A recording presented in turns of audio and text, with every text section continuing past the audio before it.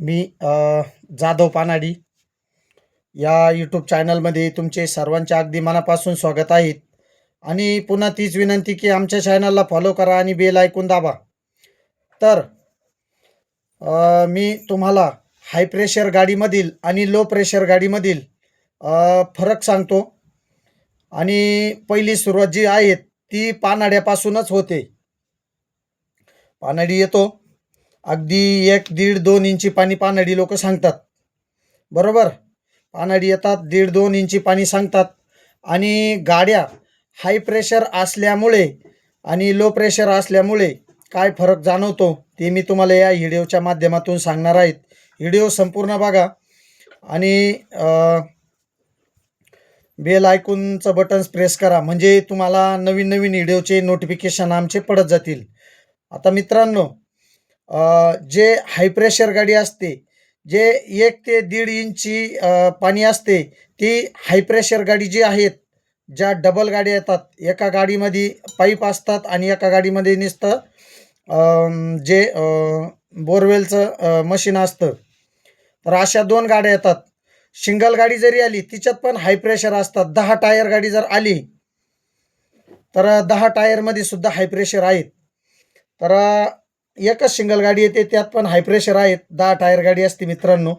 आणि single pressure गाडी म्हणजे ही लो प्रेशर 6 टायर गाडी असते.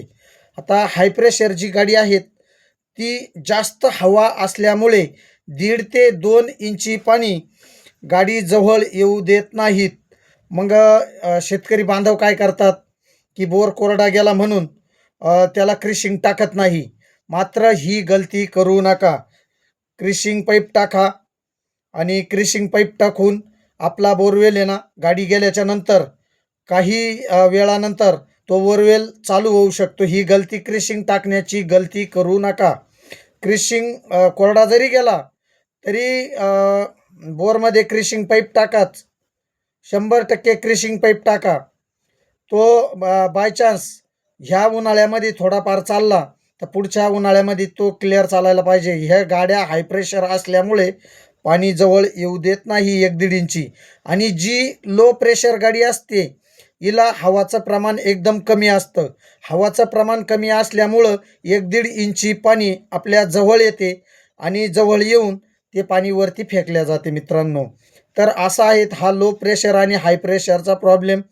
परंतु मला जे सांगायचं आहे तात्पर्य म्हणजे क्रिशिंग पाईप आपल्या बोरवेलमध्ये विसरू नका. 100% क्रिशिंग पाईप टाका. बोरवेल आज जरी थोडाफार कमी चालला, पुढच्या पानकाळ्यामध्ये त्याचे झरे अगदी मोकळे होतात. ज्यावेळेस आपला पावसाळा येतो, पावसाळ्यामध्ये त्याचे झरे अगदी मोकळे होतात आणि तो बोरवेल हळूहळू चालायला सुरुवात होते. आणि बोरवेल आणि आणखीन एक महत्त्वाची गोष्ट म्हणजे बोरवेल कोरडा जरी गेला मित्रांनो, तरी बोरवेल काय करायचं आहे, पाण्याने धुवून आणि बोरवेल धुतल्यानंतर फुल पाण्याने तो भरवायचा आहे, वरच्या पाण्याने. म्हणजे आतमध्ये जे असतं अगदी जे मिस्त्री लोक प्लास्टर करतात ना भिंतीचं, तसं प्लास्टर केल्यावानी आतमध्ये झालेलं असतं ते. त्यामुळे जे पॅक झालेलं असतं प्लास्टर केलेल्यावानी, आणि पाण्याने वरच्या पाण्याने तो बोरवेल फुल भरा.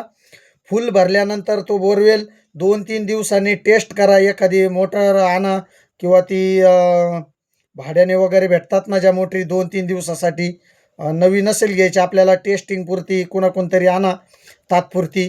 आणि 2-3 दिवसाचा तो प्रयोग करा.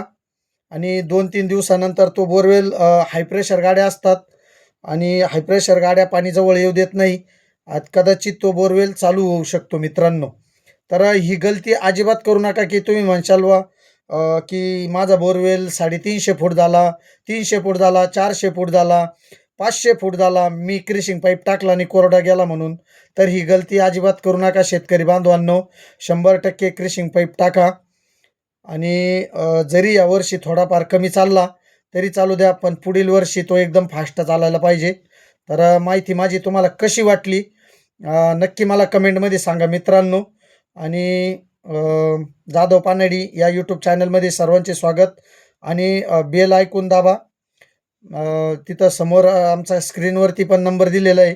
आणि मी पण सांगतो 90 22 27 आणि 15 59. आणि व्हिडिओ संपूर्ण बघा मित्रांनो. कशी वाटली माहिती मला नक्की कमेंट करून सांगा. धन्यवाद आणि रामकृष्ण हरी.